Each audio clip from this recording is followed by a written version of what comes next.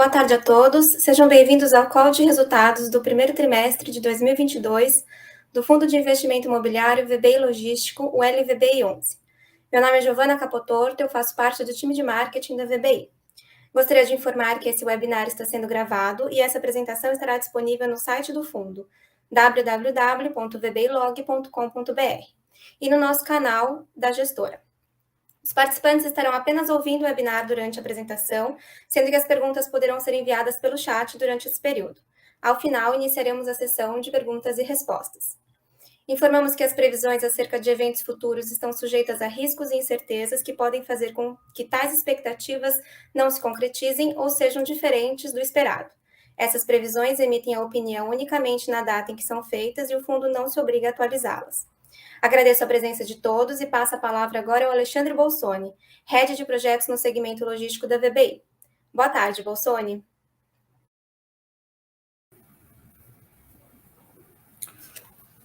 Olá, pessoal. Boa tarde a todos. Estamos aqui mais uma vez para falar aí do nosso call trimestral, dessa vez referente ao primeiro trimestre de 2022. Então, dando início à nossa apresentação, hoje temos uma pauta aí com 6 itens. A expectativa é que a gente tenha aí algo em torno de 30 minutos, do item 1 até o item 5, onde a gente vai passar um pouquinho sobre o fundo, como que está o mercado de logística, no nosso entendimento, os principais destaques do fundo no primeiro trimestre de 2022, como que se encontra o nosso portfólio hoje e os resultados financeiros, distribuições, fluxo de caixa referente ao primeiro trimestre. E, por fim, a gente vai abrir uma sessão aqui de perguntas e respostas para esclarecer aí algum ponto que a gente não tenha coberto durante a apresentação. Então, seguindo aí na nossa agenda de hoje, a nossa primeira parte, lembrando um breve histórico daquilo que é o fundo, uma vez que a gente tem tido um incremento constante do número de cotistas. Hoje a gente já tem mais de 46 mil cotistas dentro do LVBI.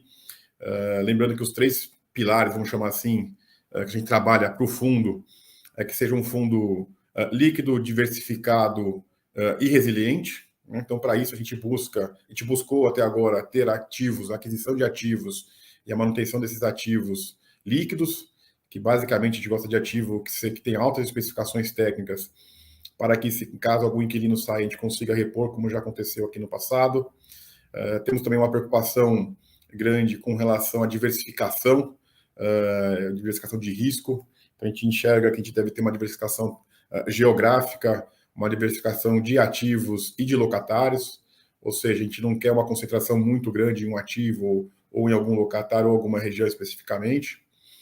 E, por fim, esses 2 pontos vão nos proporcionar um portfólio, um fundo que seja resiliente, seja através de contratos, um mix de típicos e atípicos, que a gente tem dentro do nosso portfólio, seja também através da distribuição resiliente dos nossos dividendos. Hoje o fundo, como a gente vai ver um pouco mais de detalhes ao longo da apresentação, possui 10 ativos, um pouco mais de 450 mil metros quadrados de propriedade do fundo, 33 locatários e um PL, aí, um patrimônio líquido hoje de 1,4 bi de reais. Então, falando só mais um pouquinho ainda da linha do tempo do fundo, o fundo vai fazer esse ano aí 4 anos de vida, então é um fundo relativamente recente. Iniciou as atividades lá em 2018, quando a gente teve o IPO, e fizemos a aquisição do ativo Extrema e depois do ativo Guarulhos. Já no final de 2019, ali no último trimestre de 2019, nós fizemos a segunda oferta, onde fizemos outras aquisições, a expansão lá de Extrema, o ativo Mauá, o ativo Itapevi, o ativo Araucária. Já em 2020, ainda tivemos uma última aquisição, que é o ativo Pirituba, e no final de 2020 tivemos a terceira e última emissão, que desse capital foi basicamente alocado aí durante o primeiro semestre de 2021, onde foram feitas as suas últimas aquisições, que é o ativo Betim em Jandira, e depois também o ativo Aratu e o ativo Cajamar. E, por fim, já entrando aí no ano um pouco de 2022, uma das novidades que a gente vai ver foi o resultado um pouco da estratégia de investimento, que a gente teve algumas expansões. A primeira delas foi a expansão lá no ativo Araucária, que a gente aumentou aproximadamente quase 6 mil metros quadrados de área bruta locável, de área construída, para atender a algumas necessidades da Magazine Luiza, que é nosso atual locatário. E também fizemos a expansão do ativo Betim, que ficou pronto agora em abril, com um pouco mais de 19 mil metros quadrados, para atender também as necessidades lá da Amazon. Então, começando aqui pela parte mais de mercado, né, falando um pouquinho como que está o mercado logístico, tanto no Brasil quanto nos mercados que temos ativos hoje. Acho que o mercado que a gente pode falar que hoje o LVBI está em 4 dos principais mercados, né, como a gente viu nossos ativos, a gente está em São Paulo, estamos no Paraná, Minas Gerais e na Bahia. E é um mercado, de maneira geral, vem crescendo bastante. É um mercado em transformação, o mercado de ativos logísticos vem se transformou bastante, principalmente em função do e-commerce, né? O comércio online demanda ativos de boa qualidade, de altas especificações, próximos aos grandes centros. E a gente percebe que quando comparamos aí com os outros mercados, o Brasil ainda é subofertado. Então, no nosso entendimento, nós acreditamos aí que esse mercado tem bastante por crescer nos próximos anos, mas é importante sempre lembrar que tem bastante diferença intra-regional. Né? O mercado de São Paulo, no nosso entendimento, como estado como um todo, não é igual, existem algumas diferenças importantes entre as regiões. Então, quando a gente olha o que aconteceu aí nos últimos 12 meses, né, a gente vê que o estoque, ou seja, a quantidade de metros quadrados existentes no Brasil em condomínios logísticos aumentou algo em torno de 11%, então é um crescimento orgânico significativo. Né?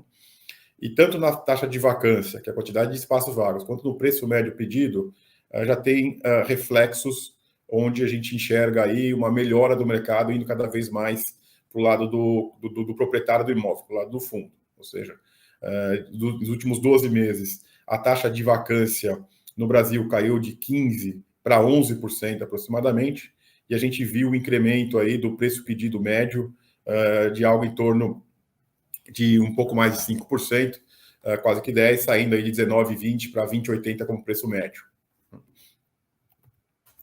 Dando um pouco mais de destaque, então, para aqueles mercados onde nós estamos inseridos, e pegando São Paulo como exemplo, com um pouco mais de dados, até porque é o principal mercado do Brasil em termos de tamanho e onde nós temos a nossa maior exposição, quase que 50% do portfólio do fundo está no estado de São Paulo. A gente já começa a perceber algumas diferenças intra-regionais, como a gente comentou anteriormente. Né?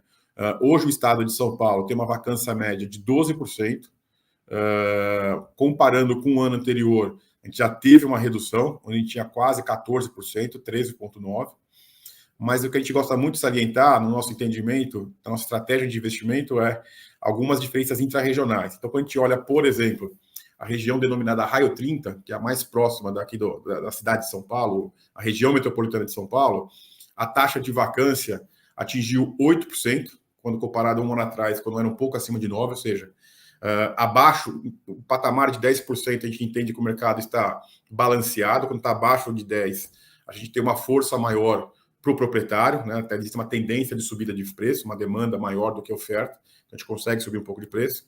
E tem alguma diferença com as outras regiões um pouco mais afastadas da região metropolitana, que é o de raio 30, 60 e acima de 60, onde a taxa de vacância é um pouco maior. Então, essa foi a nossa estratégia que a gente fez aqui de investimento no fundo, de montagem de portfólio.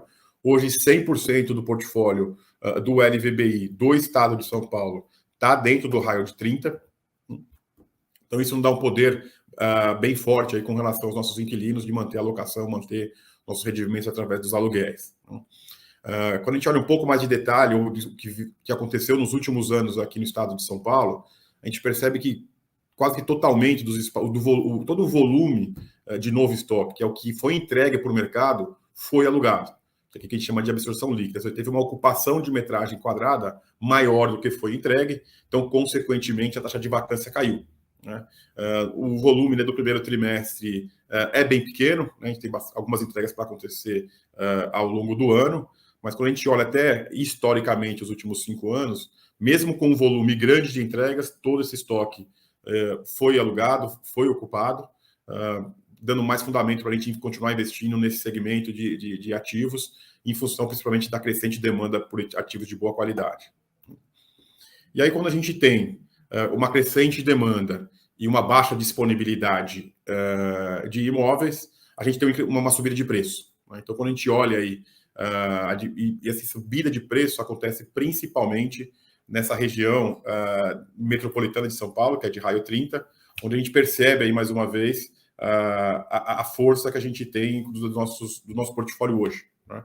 Então, hoje, nessa região, a gente teve um incremento aí dos últimos 2 anos de patamar de 20, para chegar a um patamar de quase R$ 26 um metro quadrado, o que não aconteceu nas regiões um pouco mais distantes do estado de São Paulo. Então, mais uma vez, vale lembrar que a gente está aí, todos os nossos ativos estão no que a gente chama de raio 30, onde tem um preço pedido um pouco mais elevado. Quando a gente olha os outros mercados, a gente tem uma situação muito parecida, né? Indo para o segundo mercado que a gente gosta de destacar aqui, o mercado do estado de Minas Gerais, aí principalmente os 2 principais centros, que é a região metropolitana de Belo Horizonte e também Extrema, né, que a gente tem um ativo importante lá.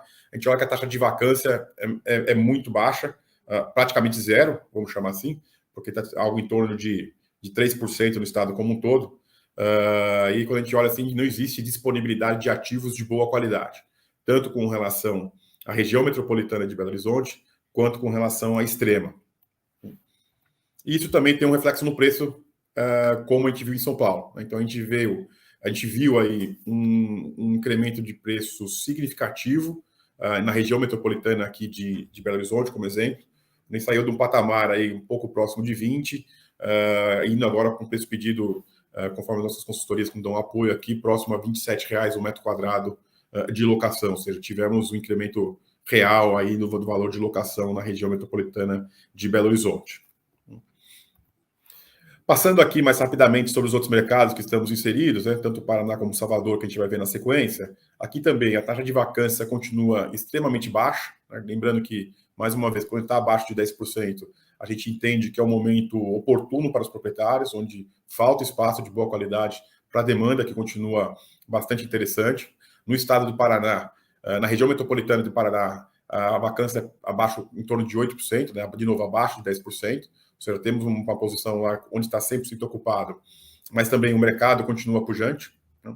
E também a gente vê lá no estado da Bahia, na região metropolitana de Salvador, onde a taxa de vacância era um pouco mais alta no ano passado, mas caiu rapidamente, hoje também abaixo de 10%, algo em torno de 7%, que demonstra uma boa possibilidade de investimento para ativos de qualidade, como que a gente tem lá no ativo Aratu. Então, acho que a gente possa comentar de maneira geral aqui, é que o mercado de logística continua muito interessante para investimento. A gente viu aí nos últimos anos que todo o estoque de qualidade que foi entregue, todo o volume foi absorvido por novas locações, o mercado continua crescendo, precisa de crescimento, principalmente em função do e-commerce, né? Além do consumo em si, da busca de ativos por qualidade cada vez mais eficientes, está trazendo novos inquilinos, e como a oferta, a produção de novos ativos não tem sido suficientes para atender toda essa demanda, a taxa de vacância caiu e o preço acabou subindo, principalmente nos últimos 2 anos. Então, falando um pouco mais aqui do fundo, então, os detalhes aqui do que foram os destaques do primeiro trimestre de 2022, acho que a gente separou aqui 3 pontos do fundo, acho que foram importantes para a gente, né? Acho que o primeiro deles que a gente pode destacar foram as novas locações, que levaram aí o nosso portfólio a 100% ocupado, ou seja, a gente não tem nenhum espaço vago que esteja pronto para ocupação, né? Então, assim, a gente atingiu 100% de ocupação. O segundo ponto que vale, então isso acho que foi uma questão interessante, a gente conseguiu surfar, vamos chamar assim, essa onda aí de demanda de ativos por boa qualidade logístico, com um bom relacionamento com os inquilinos e com trabalho ativo na busca de locatários, atingir esse patamar aí de 100% de ocupação. O outro ponto interessante, que a gente vinha trabalhando, que era uma das preocupações nossas desde o começo do ano, que era um pouco o fluxo de caixa, que a gente vai ver mais no detalhe do fundo, um pouco mais para frente aqui na apresentação. A gente fizemos 2 aditivos, vamos chamar assim, instrumentos de alavancagem que a gente tinha. O primeiro deles foi assinado lá no início do mês de março, onde a gente postergou em 12 meses o início da amortização da dívida que a gente tem dos ativos Jandira e Betim. Inicialmente, o primeiro pagamento deveria acontecer no mês de setembro de 22 desse ano. A gente renegociou com o credor da dívida a postergação do principal por mais 12 meses, ou seja, o primeiro pagamento do principal vai acontecer só em setembro de 23. Lembrando que a gente já faz o pagamento do cupom de juros, que é CDI mais 2 dessa alavancagem. Então, a gente ganha um pouco mais de tempo para iniciar o pagamento principal, ao em torno daqui a 15 meses aproximadamente. E também, no final de março e aí no início de abril, nós tivemos a liberação desse mesmo instrumento de 30 milhões de reais adicionais, e esse dinheiro vai ser utilizado para custear a obra de expansão lá do ativo Betim, que está sendo feita para a Amazon. A gente deve efetuar o pagamento aí nas próximas semanas, né? Esse ativo já está pronto, construído, e a partir aí do mês de maio a gente espera fazer jus ao recebimento do aluguel desse imóvel. E por fim, acho que como destaque que a gente separa, a gente vai ver um pouco mais em detalhes aqui nos próximos slides também, foi o andamento das obras que a gente tinha dentro do fundo, lembrando que são três, que eram três, né? Betim, Aratu e Cajamar, que andaram conforme os cronogramas previstos, conforme os custos previstos, e já tivemos a primeira entrega, que foi o ativo Betim, né? A finalização da expansão de um pouco mais de 19 mil metros quadrados lá para a Amazon. Então a gente já vai começar a ter fruto de receita imobiliária dessa expansão, como também do ativo Aratu e do ativo Cajamar. Então, como a gente comentou, no ativo Betim, lembrando um pouquinho da história, a gente comprou o ativo, inicialmente ele tinha um pouco mais de 33 mil metros quadrados, fazia parte da estratégia de investimento nesse ativo, uma eventual expansão de aproximadamente 20 mil, que aconteceu até um pouco mais rápido do que a gente imaginava, né? Essa expansão, então, foi contratada junto à Amazon, né? Inicialmente, a gente tinha uma receita imobiliária aí de 8 centavos por cota. Com essa expansão, o ativo atingiu aí quase 53 mil metros quadrados de área construída, área bruta locável, né? Fazendo com que a gente tenha um incremento esperado aí, adicional, de 4 centavos por cota de receita imobiliária. Então, essa obra foi contratada o ano passado. Todas essas obras têm o prazo de entrega previsto aqui para o segundo trimestre de 22. Essa foi a primeira que foi entregue, como eu disse, lá no mês de abril, com todas as documentações, e a Amazon já está em operação. Vale também lembrar que nesse ativo foram feitos investimentos significativos por parte do locatário, né? Houve instalação de ar-condicionado, por exemplo, toda a proteção adicional de isolamento térmico para atender esse ar-condicionado, tanto em termos de paredes, vamos chamar assim, como de cobertura. Outro ativo que a gente tem também em obras em andamento, aí, que estão muito próximos de ser finalizadas, praticamente finalizadas, é o ativo de Aratu. Lembrando que quando a gente fez a aquisição, o ativo Aratu são 2 galpões, o galpão 1, que estava pronto quando a gente adquiriu, tem a foto no canto superior direito, quando tinha o galpão 2 início de obra, e o galpão 1 pronto, né? O galpão 1 pronto, a gente comprou quase que metade alugado, quase que metade vazio, como a gente vai ver um pouco mais em detalhes. A gente foi feita a locação do galpão 1, né? E o galpão 2 estava em construção, um BTS aí de 90% do galpão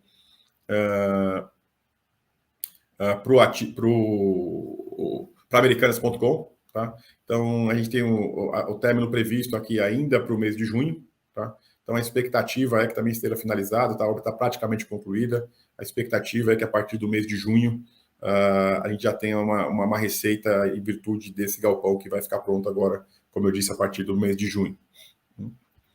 E, por fim, o que a gente também tem é o ativo Cajamar.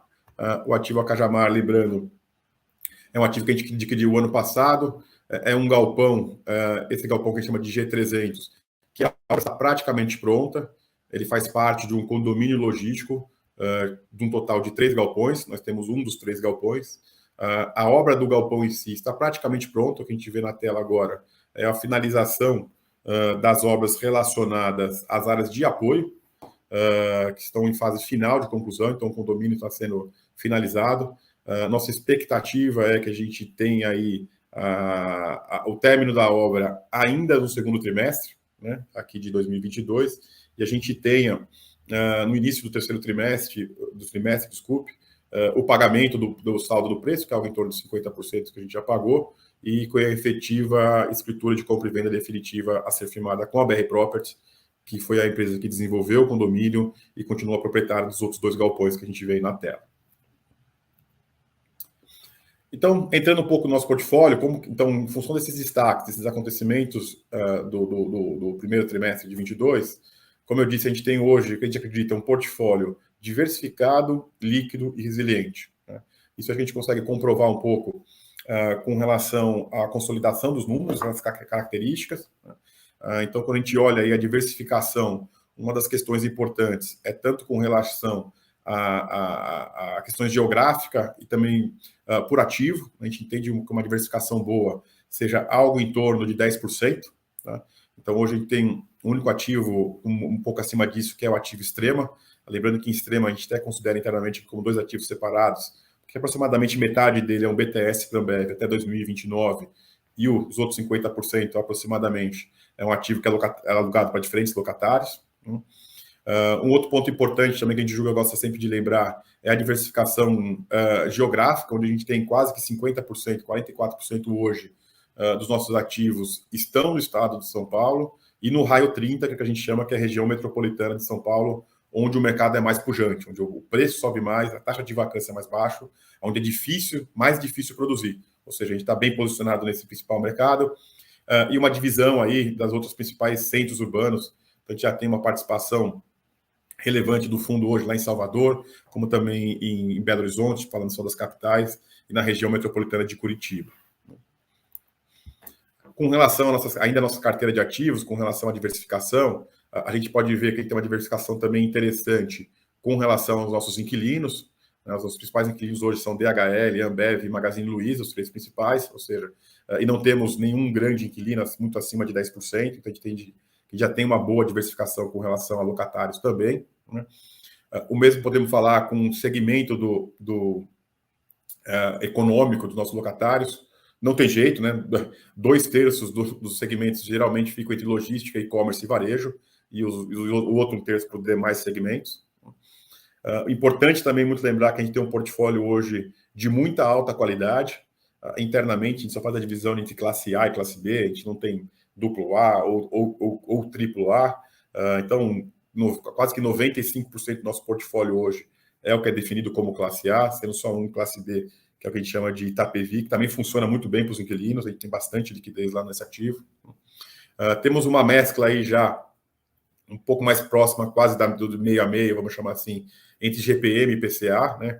Os inquilinos têm pedido muito para mudar um pouco mais para o PCA recentemente, em função da disparada que a gente teve nos últimos anos de GPM. E, por fim, a gente tem ainda aí algo em torno de 70% dos contratos típicos e o remanescente quase que totalmente de atípico. Lembrando que a gente tem uma força grande nos nossos contratos típicos, que a gente chama lá da previsibilidade, vamos chamar assim, de ter até 1 ano, pelo menos, de contrato, seja com aviso prévio e multa, que nos dê uma previsibilidade e eventual de caso rescisão antecipada, a gente poder ter tempo e recursos financeiros sem impactar no fundo para colocar um novo inquilino, caso alguém deixe algum dos nossos imóveis.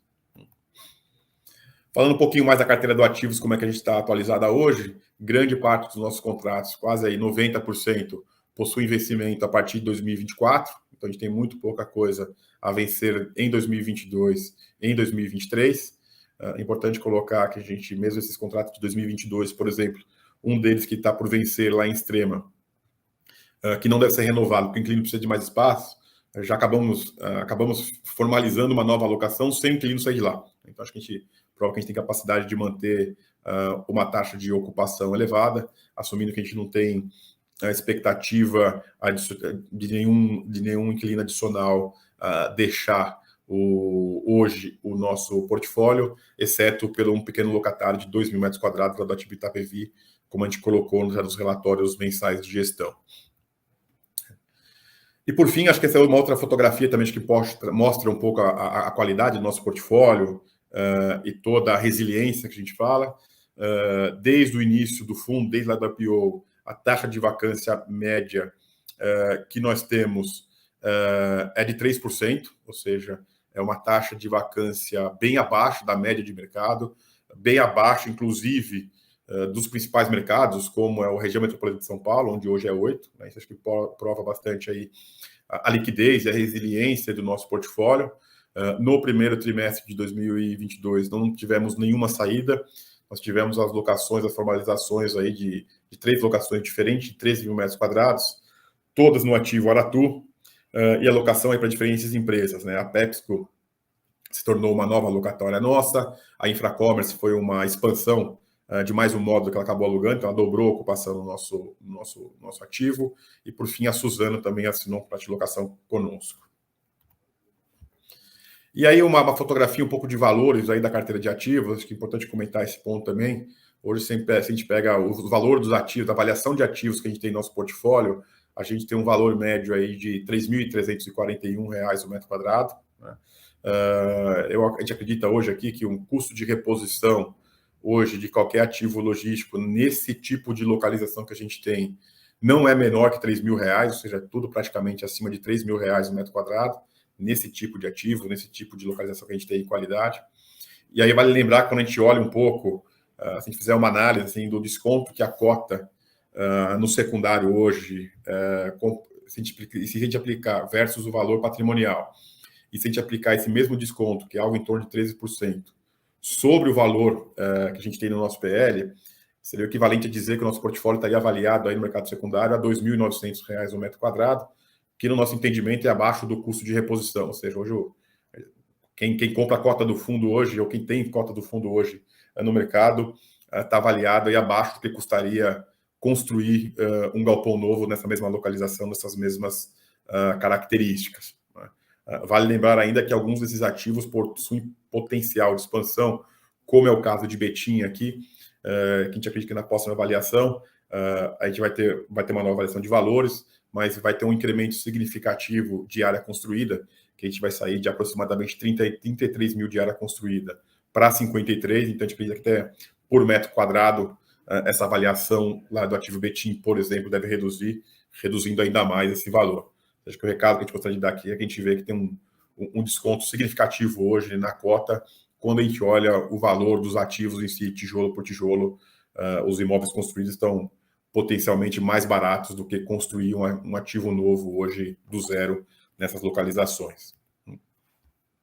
E aí, entrando um pouquinho, então, o que foi o resultado financeiro, distribuições e fluxo de caixa do fundo, antes de a gente partir aí para as perguntas e respostas. Esse aqui é o resultado que a gente teve aí no primeiro trimestre de 22, pegando sempre aí o mês de competência, né? Então, a gente tem como mês de competência janeiro, fevereiro e março, que foi o caixa que a gente recebeu fevereiro, março e abril. Né? Não tivemos grandes oscilações nesses 3 primeiros meses do ano. O que a gente teve aí, então, um resultado recorrente do fundo, médio do primeiro trimestre, de 72 centavos por cota. Começou a gente tem tido um crescimento desse resultado, né, como a gente viu nas últimas distribuições, mas o resultado recorrente do fundo médio foi de 72 centavos por cota.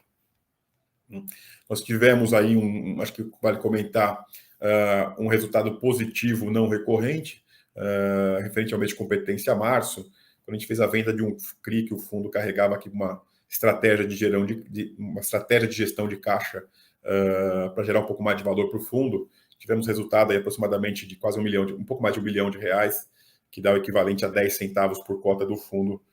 Isso foi no último trimestre. Acho que é o único ponto que destoa um pouco desses resultados recorrentes. A gente tem um resultado acumulado retido do fundo, a gente tinha um resultado retido do fundo ao final do mês de março, competência de quase 10 centavos por cota, ainda não distribuído.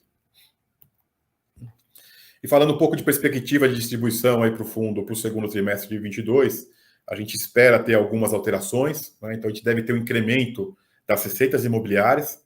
Então, basicamente, a gente espera um incremento aí em torno de quase 4 centavos por cota por mês, referente à entrega da expansão lá de Betim, né? A partir do mês de maio, a gente espera receber já o aluguel lá da expansão, que foi entregue no final do mês de abril. A gente deve também ter um incremento aí de aproximadamente 3 centavos por cota, referente à entrega do galpão, ao pagamento e depois, obviamente, a entrega do galpão 2 lá de Aratu. Então, a gente espera provavelmente mais competência a junho, de aproximadamente 3 centavos por cota. E aí as correções monetárias dos contratos vigentes deveriam incrementar aí aproximadamente também 2 centavos por cota. Então, pegando esses 3 principais incrementos, nós teríamos aí, ao final do segundo trimestre de 22, 9 centavos por cotas adicionais, né, que serão parcialmente abatidos em função da redução das receitas financeiras e aumento das despesas financeiras do fundo. Então, o que a gente espera que aconteça? É estimado que aconteça por nós um incremento total aí de aproximadamente 7 centavos por cota, vindo principalmente do aumento das despesas financeiras, em função dessa liberação aí dos 30 milhões que eu comentei anteriormente. Isso deveria impactar em aproximadamente 3 centavos por cotas adicional de juros por mês, né? E a gente deve ter uma queda da receita financeira, que é as aplicações financeiras que a gente tem do caixa hoje do fundo, que era de aproximadamente quase 100 milhões. Grande parte desse caixa vai ser utilizado para pagar as despesas do fundo, principalmente Betim e Aratu, como a gente colocou. Esses 100 milhões já tem aí esses 30 milhões que foram liberados, então praticamente vão ser todos consumidos para o pagamento de Betim e Aratu. Isso deve reduzir a receita financeira em aproximadamente 4 centavos por cota, ou seja, nós esperamos que tenhamos aí um incremento de receita imobiliária de 9 centavos por cota, vamos ter um resultado financeiro do fundo de menos 7, a gente espera que a gente tenha aí um incremento recorrente de 2 centavos por cota até o final do segundo trimestre, de forma que a gente mantenha esse nível de distribuição de dividendo sem nenhuma inadimplência, sem nenhuma alteração das condições que a gente tem hoje, estabilizado aí nesse segundo trimestre de algo em torno de 74 centavos por cota. Ou seja, um incremento de 72 que a gente teve no primeiro trimestre para algo em torno de 74 médio durante o segundo trimestre de 2022. E por fim, acho que esse aqui é o último slide que a gente tem, depois a gente abre para as perguntas e respostas. Como eu comentei já um pouquinho, como está o caixa do fundo hoje, né? Então, até o final do mês de abril, aí, a gente tinha quase 100 milhões, 99 milhões em caixa. Nesse segundo trimestre, esse caixa deve reduzir bastante, principalmente para o pagamento da parcela final do Galpão 2 lá de Aratu, e também a parcela única da construção do ativo Betim. E aí, olhando um pouco mais para frente, então a gente deve acabar o segundo trimestre de 22 com um pouco mais de 20 milhões de reais em caixa, né?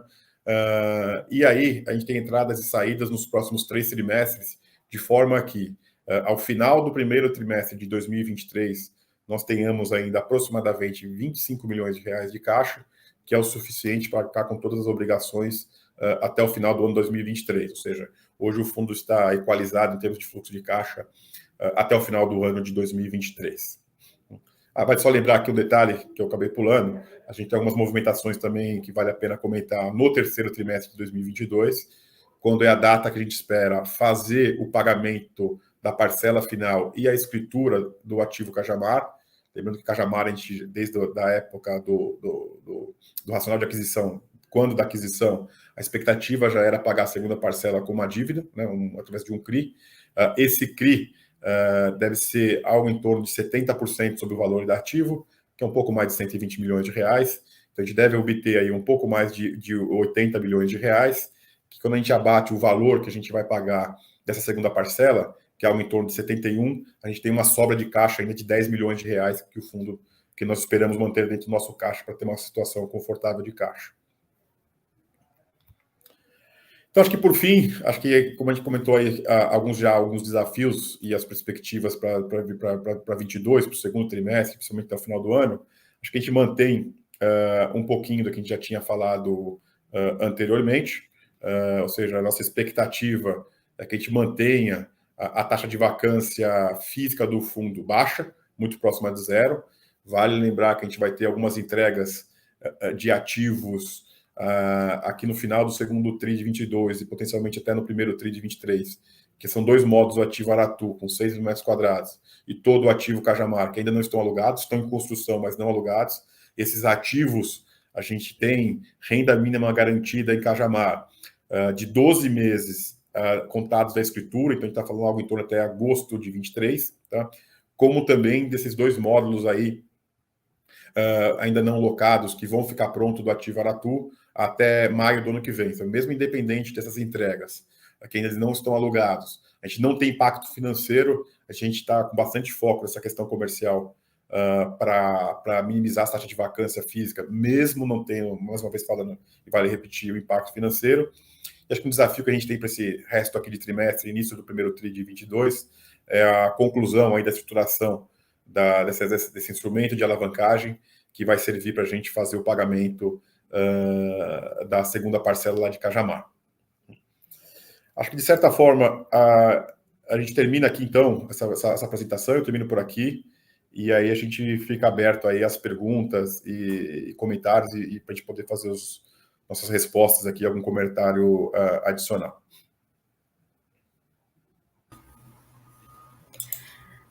Bom, agora a gente vai iniciar a nossa sessão de perguntas e respostas. A primeira pergunta diz respeito ao ativo Cajamar.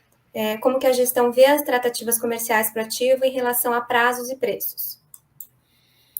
A gente já começou, né, as tratativas comerciais aí para tentar a alocação do ativo. Lembrando que essas tratativas geralmente tomam um pouco mais de corpo, um pouco mais de tração, quando a gente tem o galpão mais próximo da conclusão, que é o que está acontecendo nesse momento aqui, no segundo trimestre de 22. Né? Então, a gente tem a nossa equipe hoje, nosso canhão está virado para Cajamar. A gente já teve visita, tratativas. Então, a expectativa, lembrando de novo que a gente tem a renda mínima garantida até provavelmente julho de 2023, serão 12 meses a partir da escritura, que a gente imagina que deve acontecer talvez no mês de julho, ou ainda no mês de agosto. A gente espera que a gente faça a alocação desse ativo, obviamente, bem antes do término da renda mínima garantida. Né? Então, é um mercado que teve bastante entrega do ano passado, nos últimos 2 anos, que foi tudo praticamente locado. Né? A região de Cajamar hoje é um importante polo, tem uma taxa de vacância relativamente baixa, né? A gente está falando lá, depende da consultoria, algo em torno de 7%, 8% de vacância, ou seja, temos poucos concorrentes na região, então a gente continua trabalhando aqui, o nosso canhão, nosso principal foco comercial hoje da equipe aqui de gestão é, sem dúvida nenhuma, a alocação do ativo Cajamar.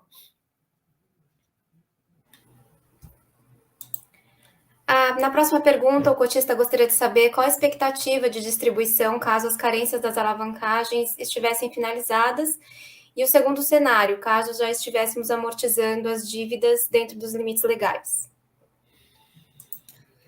Vamos lá. Hoje a gente tem uma distribuição aí de dividendos, como a gente falou no primeiro trimestre, o dividendo recorrente, né? A gente sempre gosta de tirar os efeitos não recorrentes, efeitos extraordinários, patamar de 72 centavos por cota. Agora, no segundo tri, a gente espera que esse patamar esteja aí em 74 centavos por cota. As duas alavancagens que a gente tem hoje no fundo, né, uma é CDI mais 2, a gente já vem fazendo o pagamento integral de juros. Né, então, a carência que a gente tem é com relação ao pagamento do principal, que é a principal dívida que a gente tem hoje. A gente está falando aí algo em torno de 150 milhões de reais. E no início de pagamento de principal, que deveria acontecer lá no final de 23, em setembro de 23, a gente está falando de uma parcela aí, algo em torno de 2 milhões e meio de pagamento de principal. Esse é o cronograma de amortização. Ele varia um pouquinho, mês a mês, tem alguns degrauzinhos que te descem, começa um pouquinho mais baixo, sobe um pouquinho, mas é algo em torno entre 2 e 3 milhões de reais de pagamento de principal. Outra parte da pergunta, eu anotei aqui. Então, assim, a carência que a gente tem é a única carência principal, a gente paga juros, né? A carência e a alavancagem de Aratu, uma dívida um pouco menor, relativamente barata, a gente já começa a pagar a partir de junho aqui sem muito impacto, porque aí o volume é pequeno, são 16 milhões, um prazo de 10 anos para pagar, numa taxa de juros aí IPCA mais 1,5 aproximadamente. Então, a gente já está entrando nesse pagamento, não deve ter muito impacto. Acho que o principal impacto que teríamos seria, eventualmente, aí, se chegarmos até setembro de 2023, né? Não tivemos nenhuma solução para o pagamento dessa dívida principal que não seja, a gente está falando, seria um pagamento de aproximadamente de 2 e 3 milhões de reais por mês. Ok, para a próxima pergunta, o cotista gostaria de entender melhor os benefícios em postergarmos os pagamentos das dívidas no cenário de CDI crescente. O racional dessa postergação foi a postergação do pagamento, de novo, do principal. Né? Como a gente poderia amortizar essa dívida? Hoje o fundo não tem, como eu mostrei, teríamos algo em torno de 25 milhões de reais em caixa ao término de todas as obrigações e da outra alavancagem que a gente vai vir a fazer. A gente entende que é muito próximo daquilo que seria um caixa mínimo para o fundo, né? Lembrando que a gente está falando aí algo em torno de 1,5%, 2% do PL do fundo para manter em caixa. A gente entende que é um caixa quase que mínimo para a gente manter dentro do fundo. Então, a ideia, em princípio, não é utilizar esse caixa para amortizar a dívida, é manter mesmo, eventual alguma melhoria, ou eventual alguma expansão que a gente tenha no próprio ativo, como a gente já fez. Né? Então, a ideia da postergação do pagamento do principal, lembrando que, mais uma vez, a gente já está pagando o cupom, que é CDI mais 2, né, que não é baixo, ou seja, e o pagamento e o volume do principal a ser pago no futuro não está corrigindo pela inflação, vai continuar aí os mesmos aproximadamente 150 milhões de reais. Então, a ideia foi basicamente postergar, né, para a gente não ter que mexer nessa estrutura do fundo de distribuição de dividendo que a gente tem hoje, né? Lembrando, se a gente fosse fazer o pagamento desse principal, a gente teria talvez duas ou três alternativas. Eventualmente seria a venda de algum ativo, também a gente pode ter alguma oportunidade, pode acontecer, mas seria a reciclagem de algum ativo, ou fazer uma nova oferta, né? Então a gente entende que hoje não é o momento de fazer uma nova oferta, porque a cota está muito descontada com relação ao PL, então não faria sentido. Eventualmente a reciclagem de algum ativo a gente pode até vir a fazer desde que a gente encontre, a gente eventualmente analisa alguma boa oportunidade de fazer essa reciclagem. Então, é o momento, a estratégia foi justamente postergar o início de amortização. Não houve nenhuma taxa adicional do fundo, então a gente conseguiu renegociar sem nenhum incremento das condições, então as condições só se mantiveram. De novo, postergamos pelo simples motivo de não, para trabalhar com tranquilidade nesses dois cenários que a gente comentou. Seja fazer uma nova oferta quando o mercado abrir, seja trabalhar no melhor momento de mercado, numa eventual reciclagem de algum ativo nosso.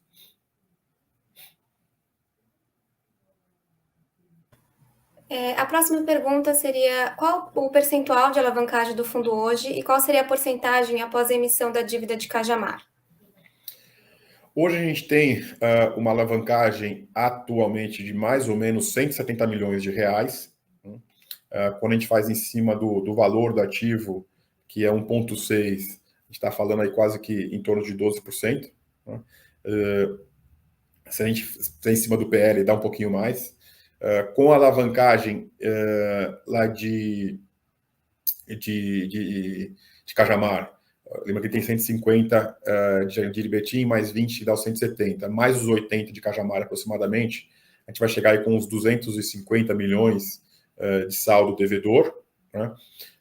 Se a gente fizer, já no cenário então mais conservador, em cima do valor de PL, né, a gente vai chegar aí muito próximo, que hoje é 1,4 aproximadamente, a gente vai chegar um pouco abaixo de 20%. Tá? Então a gente acha que até entre 15% e 20% é um patamar ok, né? A ideia não é subir mais do que esses 20%. Então a gente teria um saldo devedor aí total de 250 milhões de reais, a depender do percentual, se é em cima do PL, em cima do valor ativo, mas o valor total é esse. Lembrando que os valores ativos, a gente está falando em 1,6 bi, e se a gente falar em cima do PL, algo em torno de 1,4.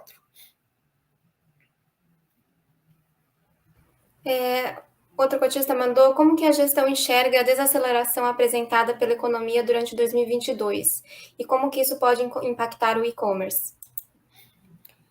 Sem dúvida nenhuma, a gente vive hoje um momento de desaceleração aí, talvez, da economia, principalmente pelo aumento da inflação e, consequentemente disso, o aumento da taxa de juros, né? As pessoas acabam perdendo o poder de compra, o país cresce menos, tem menos consumo, e isso impacta, sem dúvida nenhuma, na demanda por galpão, acho que para toda a economia, né? E também a parte de logística não fica fora disso. Acho que uma vantagem, ou seja, uma proteção, uma mitigação desse risco que tem no segmento logístico, é que mesmo nesse momento de desaceleração, o e-commerce cresce muito. Acho que o que acontece é, ele deixa de crescer mais como vinha crescendo antes, né? Eu acho que, sim, existe sim uma dessa desaceleração, mas a gente deixou de vir de um patamar muito alto para um patamar de crescimento ainda alto. Basicamente, é isso o fluxo de uma transferência das pessoas consumirem pelos meios físicos e começarem a consumir pelos e-mails online eletrônicos, que é o e-commerce, né? Então, acho que tem um impacto, mas é muito menor por ser um mercado ainda muito novo. Acho que em vez de crescer X, vai crescer 0,7 por X, 70% de X, mas mesmo assim com um crescimento significativo. Quando a gente pega aí as grandes plataformas que são públicas e abrem resultado no mercado, a gente pega que as lojas físicas crescem menos e o e-commerce continua crescendo. Por isso que a gente acredita mesmo nos próximos anos, esse é um mercado de logística, tem muito a crescer, porque mesmo em momentos de desaceleração econômica, a migração do consumo do canal físico para o online vai demandar galpão. Então, eu acho que ainda tem bastante, como é um mercado muito novo, muito verde, tem bastante crescimento para acontecer. Já acontece isso no mundo inteiro e também vai acontecer no Brasil. Para a próxima pergunta, o cotista gostaria de entender como que a gestão vê a oferta crescente de galpões logísticos e qual que é a estratégia do LVBI caso o cenário de superoferta ocorra. A gente não acredita no mercado. Assim, vamos lá. Os últimos anos foram anos onde tivemos bastante entrega de galpão. Né? Se a gente viu na apresentação aí que eu pego o estado de São Paulo, como por exemplo, o volume entregue em 2021 foi recorde. E a taxa de vacância continuou caindo.